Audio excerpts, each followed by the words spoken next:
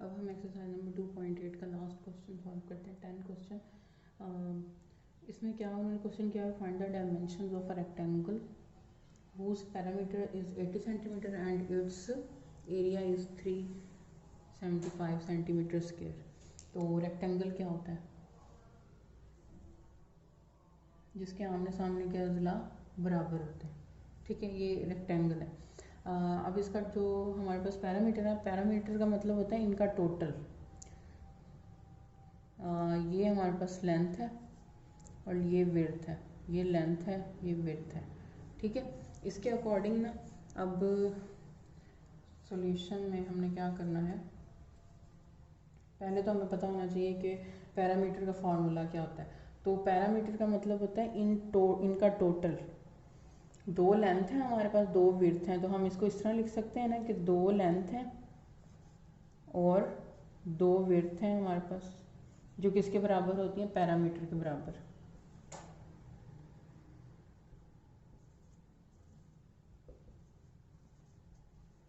ठीक है, तो इनमें से दो को कॉमन ले लेते हैं, L प्लस W रह गया। ये हमारे पास पैरामीटर का फॉर्मूला आ गया। अब पैरामीटर का फॉर्मूला यहाँ पे लिख लेते हैं, 2L plus width is equal to P के बराबर है। तो क्योंकि हमारे पास अभी लेंथ और विड्थ तो नहीं है, तो हम सपोज करते हैं, suppose L is equal to x के और width is equal to y के। ठीक है, ये हमने अभी सपोज किया। और पैरामीटर क्योंकि हमें पता है, तो हम क्या करेंगे, हम डायरेक्टली इनकी वैल्यूज़ पुट करते हैं।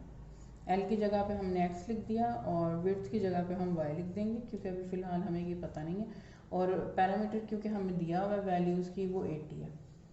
अब ये 2 है, ये यहाँ पे मल्टीप्लाई हो रहा है राइट साइड पे, जब हम इसको लिखेंगे तो ये 80 के साथ डिवाइड हो जाएगा। तो जब 80 के साथ डिवाइड होगा तो हमारे पास क्या वैल्यू आ जाएगी, 40।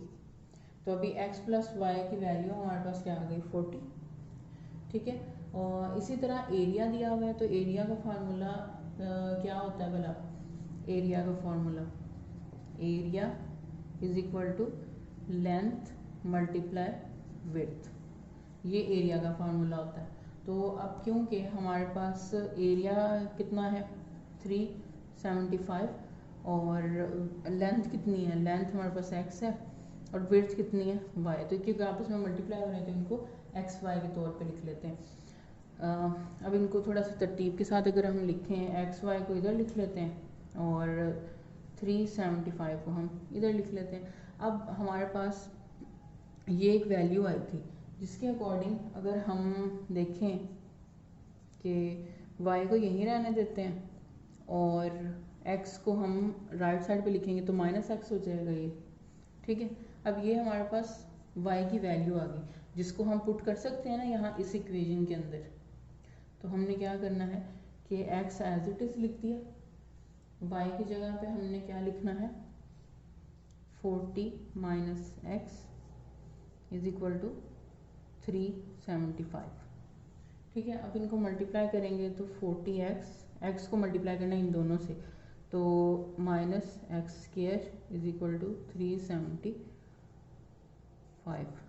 ठीक है, तो अब क्या करना है, हमने ना इनको राइट साइड पे ले जाएंगे, यहाँ पे क्या कोई भी वैल्यू नहीं रही, ज़ीरो हो गया। और यहाँ पे एक्स स्क्वायर को जब हम राइट साइड पे लिखेंगे तो प्लस एक्स स्क्वायर हो जाएगा, और यहाँ पे सॉरी 40x आना है, क्योंकि x के साथ मल्टीप्लाई हुआ है ना, तो 40x। अच्छा, उसके बाद 40x जो है वो माइनस में कन्वर्ट हो जाएगा, और ये तो यहीं पे ही था 375, इसने तो यहीं पे रहना है। अब हम क्या करेंगे, हम इक्वेशन को सही ऑर्डर में लिख लेंगे। इक्वेशन क्या होती है कि ये लेफ्ट साइड पे पोर्शन होता है और राइट साइड पे ज़ीरो होता है, तो हम उसकी तरतीब को सही कर लेते हैं। कुछ भी चेंज नहीं होगा, सिर्फ हमने उनकी जगह चेंज की है। ठीक है, अब हमने क्या करना होता है, इस इक्वेशन की फैक्टराइजेशन करनी होती है। ठीक है, फैक्टराइजेशन के लिए हमने क्या करना है, हमने इस वैल्यू को, इस फर्स्ट वैल्यू को थर्ड वैल्यू से मल्टीप्लाई करना होता है। ठीक है, फैक्टराइजेशन यहाँ पे हम लिख लेते हैं,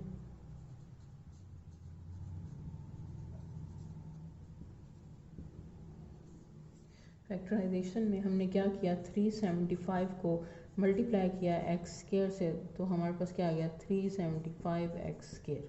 और दूसरी वैल्यू क्या थी, -40x। अब हमें दो डिजिट्स ऐसे चाहिए जिनको मल्टीप्लाई करें तो हमारे पास क्या आए 375 एक्स स्क्वायर, और प्लस या माइनस करें तो हमारे पास क्या आए 40।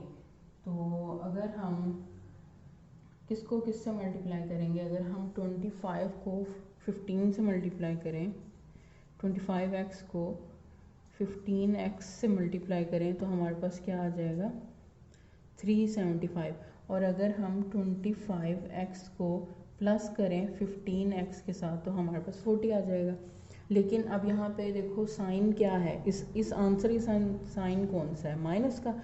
लेकिन हम तो इन दोनों वैल्यूज़ को प्लस कर रहे हैं, तो साइन आंसर में माइनस किस तरह आ सकता है, जब हम दोनों वैल्यूज़ को माइनस में लिख देंगे तो माइनस माइनस का प्रोसेस जो है वो प्लस होगा प्रोसेस, और साइन कौन सा आएगा, बड़ी वैल्यू के साथ माइनस है तो यहाँ पे माइनस आ जाएगा। प्रोसेस प्लस वाला होना है लेकिन जो साइन है वो माइनस के लगने हैं, माइनस माइनस प्लस हो जाएगा और आंसर के साथ भी माइनस आ जाएगा।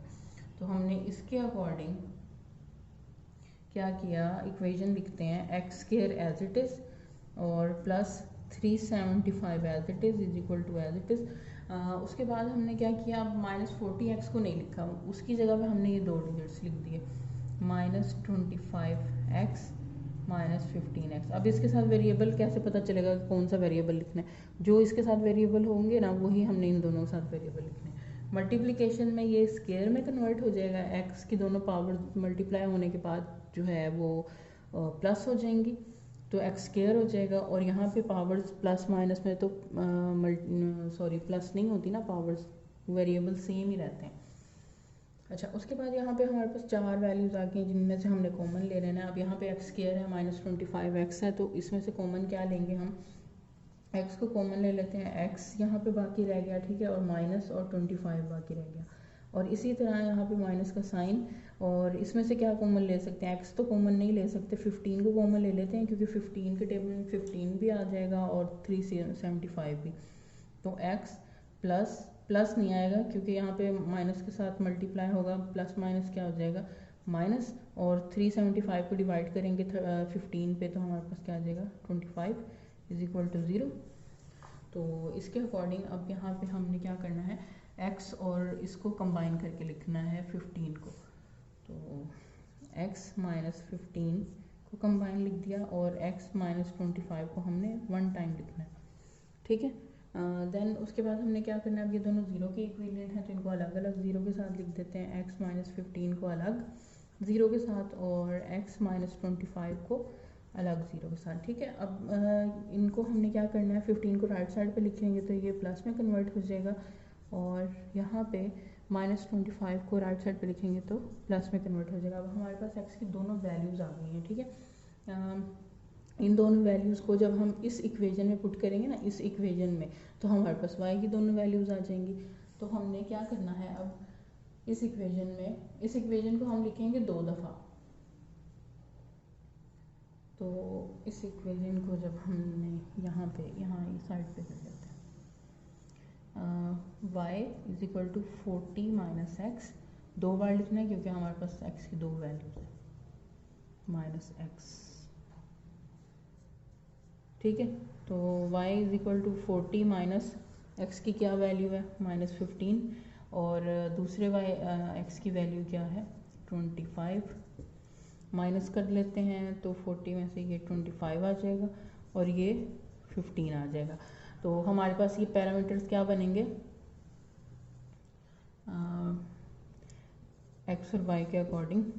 x की वैल्यू क्या है, हमने पुट की 15, और y की वैल्यू क्या पुट की है 25, और इसी तरह x और y के अकॉर्डिंग ही इसको हमने लिखना है। तो x की वैल्यू यहाँ पे क्या पुट की है 25, और y की वैल्यू क्या पुट की है 15, ठीक है। तो ये हमारे पास 2